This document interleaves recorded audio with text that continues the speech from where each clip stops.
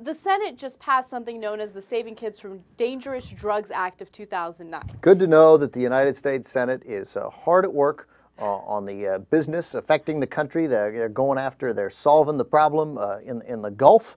They're cleaning up the mess in the Gulf. We got financial reform set. We're getting ready to confirm Elena Kagan filling the vacancy on the Supreme Court. Let's get to work. Yes, let's get to work. Exactly.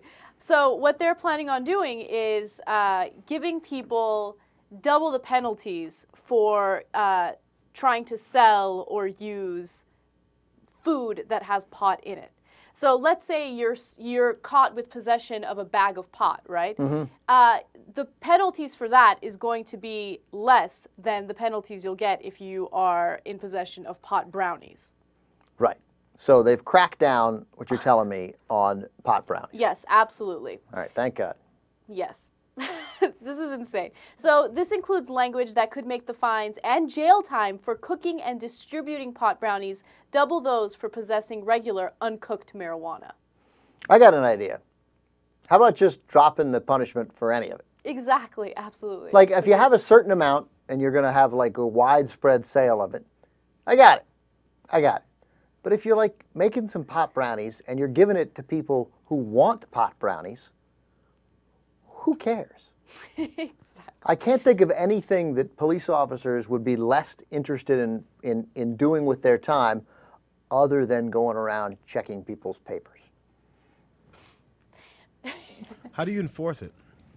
You taste the brownies. Well, I mean, you like go from, you go around and you just see somebody eating some brownies, see a little kid eating some brownies. I got it. Cops, vice cops, go from bake sale to bake sale around the country. They raid bake sales. Oh my God, police enforcement should hire you. Woo, woo, woo, woo. Kids, keep your hands up. Keep your hands up. Unit 4. There's a 9-year-old in the back acting suspiciously. Come on. Come on. And I mean, think about what the implications for this would be. Right now, we have a prison system, jail system, that is overcrowded.